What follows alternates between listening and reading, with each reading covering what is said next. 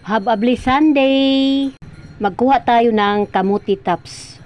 Sa mga nagtitinda ng gulay, magbigay ako ng tips kung paano ang pagtali sa gulay. Katulad nito, kamuti tops, para attractive sa mga customer. At mabinta din, ganito ang pagtali. At malinis siya tingnan. Kailangan nakatalikod ang paklang. Ganito ang paghawak, ganyan. Ang kamay natin sa ilalim ng paklang nakahawak, ganyan. Talian na natin. Tapos putulin, ganito. Ayan na. Ang ganda tingnan. Wow! Ang linis at ang dahon nasa ilalim ng paklang. Ayan na. Ang ganda sa mata tingnan. Napakahusay, hindi magulo. Hanggang dito na lang aking video. Thank you for watching. God bless everyone. Bye!